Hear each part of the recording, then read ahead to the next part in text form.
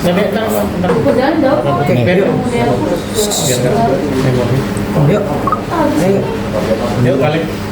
Oke, Bang, ini kan lagi rame Bang terkait masalah Indra Rusli yang kemarin dipanggil kemarin nih ke Polda untuk mencabut laporan terhadap Insanul yang dia layangkan atas penipuan, tapi dicabut karena dia pada akhirnya mengakui bahwa mereka sudah menikah.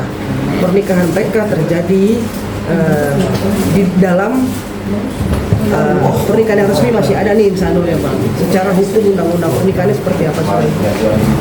Ya sebenarnya kan kalau kita melihat kasusnya Indra Rusli sama saudara Fahmi ini akhir-akhir ini kan sangat viral ya. Pertama terkait dengan pernikahan siri atau pernikahan secara agama yang mereka dua sudah lakukan. Dan yang kedua juga ini ada masalah baru terkait dengan ada laporan polisi saudara Indra terhadap saudara Fahmi juga terkait dengan masalah dugaan penipuan, dan yang ketiga juga terkait dengan masalah illegal akses CCTV yang dilakukan oleh dilakukan oleh saudara mantan suami kalau tidak salah itu ya. Nah, perlu saya jelaskan bahwa terkait dengan masalah illegal akses terhadap CCTV yang kita perlu tarik ke belakang bahwa sebenarnya mantan suami sama Indra ini kan dulu kan satu rumah ya.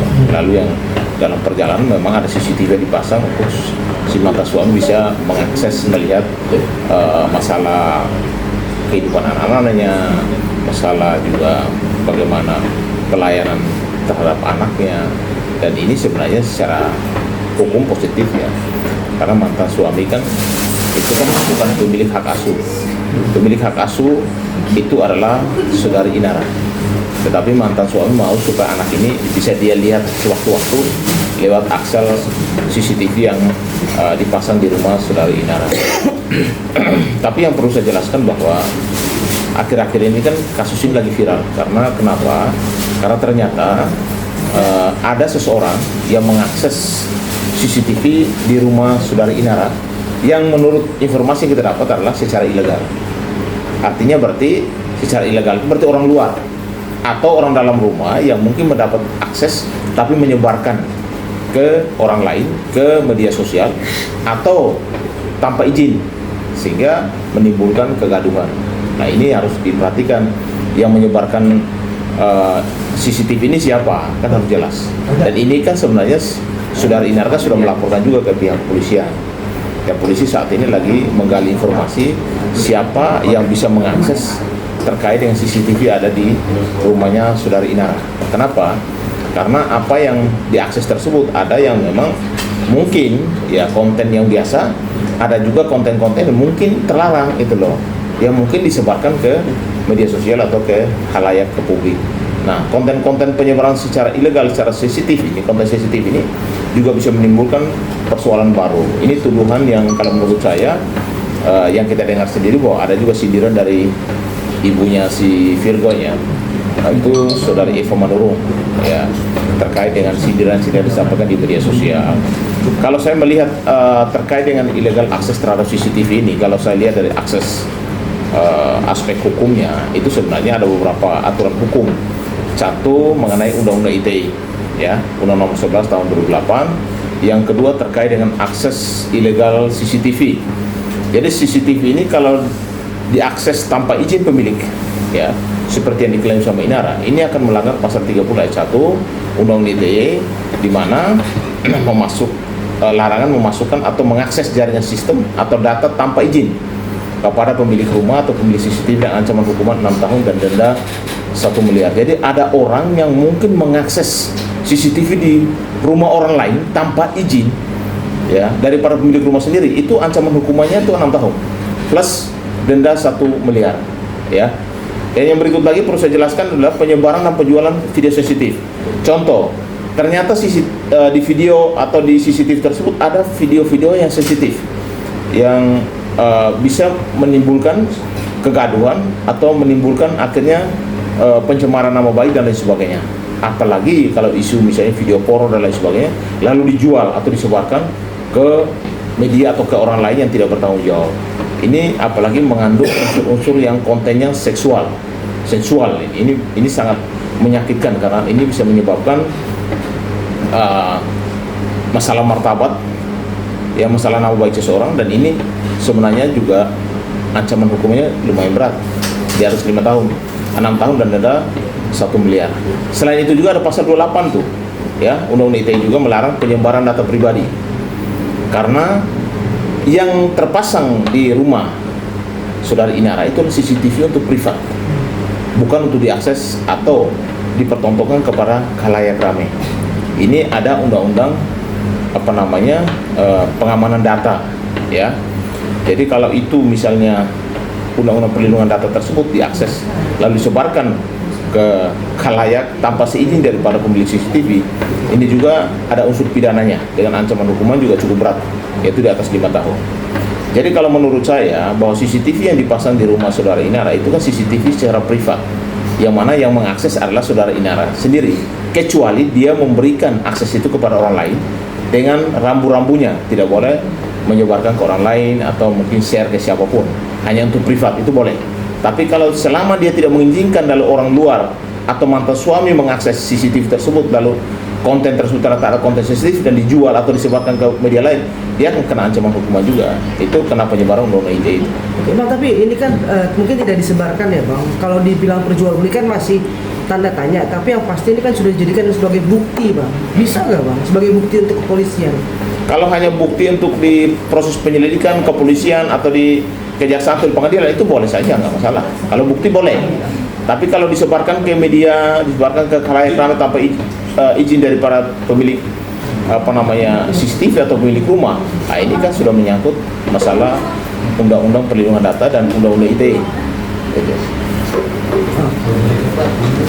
Bang, kalau yang dimaksud dengan ketika sudah sampai di tangan kepolisian, tapi ternyata tersebar di luar, Bang, diperjualbelikan, apakah yang memberikan pertama kali ini ikut terlibat, Bang, turut serta jadinya? Ya, kalau selama CCTV itu rekamannya diberikan kepada pihak yang berwenang, kepolisian, kejaksaan atau pengadilan, itu tidak akan bisa dikasih ancaman hukuman. Kenapa? Karena itu kan memang kewajiban dia untuk memberikan kepada penegak hukum. Tapi ternyata tersebar, kan nanti dicek yang menyebarkan siapa. Apakah yang menyebarkan itu pemberi daripada video tersebut atau penyebar sendiri oknum penyidik, kan kita nggak tahu. Makanya harus dicek benar dulu. Siapapun yang menyebarkan isu-isu sensitif itu ke publik dan merugikan nama baik seseorang, udah pasti kena ancaman hukuman. Oke, penegasan aja, Bang, di sini bahwa siapapun itu ya, Bang, entah kan banyak digadang-gadang Virgon diduga gitu. Siapapun yang memberikan bukti ini ke kepolisian sebagai bukti ya, Bang, itu tidak bisa dihukum ya, tidak kena pasal. Kalau bisa, kalau misalnya si Virgon misalnya ya, ini contoh ya, memberikan bukti CCTV kepada penyidik, itu dia tidak akan bisa dihukum karena dia memberikan kepada penyidik, kepada penyelenggara aparat penegak hukum. Itu nggak boleh. Yang penting jangan ke media atau ke orang lain yang tidak bertanggung jawab. Karena itu ancaman hukumnya berat loh, ya. Itu ancaman hukumnya 5 tahun plus denda 5 miliar. Jadi kalau misalnya kalian ya di rumah punya CCTV, lalu ada yang misalnya mengakses CCTV secara ilegal, lalu menyebarkan kepada orang lain, itu ancaman hukumnya berat ya. Dendanya lumayan besar juga. Kalau dalam hukum itu orang yang udah menikah siri tapi diaduin atas perzinahan, itu masuk gak unsur pidananya, Bang? Kalau orang yang menikah siri, tapi yang sebenarnya kalau orang sudah menikah, kan di Muslim kan boleh menikah lebih dari satu orang ya. Di agama kan boleh, tapi di hukum positif itu kan harus izin daripada istri pertama. Ketika dia menikah lagi kan harus izin daripada istri pertama. Kalau dia tidak dapat izin dari istri pertama ya kena pidana. Kena pidana. Kecuali memang ketika dia mau menikah lagi secara agama dan dia minta izin atau memberitahukan kepada istri pertamanya bahwa saya mau menikah lagi, itu boleh kan di undang-undang perkawinan agama Islam kan boleh. Tapi dalam orang muslim boleh menikah lebih dari satu orang. Yang terpidanakan itu perzinahannya atau yang mana? Enggak ada izinnya itu, Bang, yang diperkarakan itu dipidanakan. Ya kalau larinya ke perzinahan juga. Kalau tanpa izin kan larinya ke perzinahan jadinya. Itu nanti akan diproses. Nanti kan ada ahli agama, ada ahli hukum pidana akan melihat apakah ini termasuk unsur pidana atau tidak. Karena kan di Muslim kan mengizinkan boleh menikah lebih dari satu. Tapi aturan hukum positif kan harus mendapat izin daripada istri pertama gitu. Tapi dalam kasus Sinara ini sendiri, abang melihatnya seperti apa? Dia tidak Ya kalau menurut saya unsur pidananya masuk. Karena kan si seorang Fahmi kan tidak mengizinkan atau memberitahukan secara resmi kepada si istrinya, si Marwah, bahwa saya menikah lagi. Artinya kan ada dugaan penipuan perkawinan juga kan. Ada juga di situ ada dugaan perselingkuhan atau perzinahan. ancaman hukumannya bang? Ancaman hukumannya kalau perzinahan tidak atas 5 tahun. Bang, hukum agama itu nggak bisa dijadikan patokan dalam hukum persidangan bang ya? Sebenarnya hukum agama bisa juga jadi patokan hukum positif selama memang kalau itu ada izinnya. Kalau tidak diizinkan dianggap ilegal. Sekarang lu menikah lagi tapi istri pertama kau tidak kasih tahu bahwa saya akan menikah lagi atau menikah dengan seorang ini, tiba-tiba menikah secara gelap, kan artinya kan merugikan si istri pertama dong, karena kan dia tidak merestui. Yang kedua di hukum agama kan harus memberitahukan. Jadi ini kan hukum perdata sebenarnya, tapi arahnya ke pidana lagi ketika dia tidak memberitahukan pernikahan kepada istri pertama bahwa dia akan melakukan pernikahan dengan istri dengan seorang A, B, C gitu loh. Intinya pemberitahuan aja. Soal istri pertama setuju atau tidak setuju di dalam agama kan tidak diperdebatkan itu. Yang penting kasih tahu. Kan? Itu membuktikan perzinahan itu kan seperti apa bang? Agak sulit atau enggak bang? Kalau ini kan kasus ini kan pakai CCTV bang. Apakah itu bisa dijadikan bukti kuat atau gimana bang? Kalau CCTV itu kan menjadi petunjuk dalam hukum pidana, itu menjadi petunjuk, alat bukti petunjuk. Nanti tinggal dari pengakuan, apakah mereka mengakui melakukan atau tidak. Kan alat bukti di hukum pidana itu kan ada 5. Ada saksi, ada bukti petunjuk, ada keterangan ahli, ya kan? Ada keterangan daripada si pelaku, ada keterangan pelapor, ya kan? Dan juga ada petunjuk. Jadi memang ada 5 alat bukti. Kalau situ ada 2 aja terbukti, ya akhirnya dia jadi tersangka. Jadi tapi pihak kepolisian ini mengajukan restoratif justice, apakah itu langkah yang tepat bang untuk RJ bang? ya karena setiap hukum pidana sekarang itu kan memang diberlakukan RJ, restoratif justice. Nah kalau mereka bisa berdamai ya selesai, artinya kasusnya di close SP3. Tapi kalau misalnya perkara itu ternyata di restoratif justice atau RJ tidak bisa ditemukan atau tidak adanya perdamaian di situ, ada kesepakatan untuk berdamai untuk mencabut laporan, artinya kasusnya berjalan terus kan gitu. Oke, terakhir berarti yang dilaporkan ini suami yang sudah menikah siri ini tapi nggak diizinin, itu peluang ancaman pidananya ada bang ya menurut abang ya? Pasti ada dong. Itu kan dia menikah kan harusnya kasih tahu dong kepada istri pertamanya bahwa saya menikah lagi secara agama. Dan kalau tidak dikasih tahu kan otomatis kan dianggap itu kan perzinahan atau perselingkuhan secara hukum positif ya. Tapi kan hukum agama kan artinya itu kan secara sah.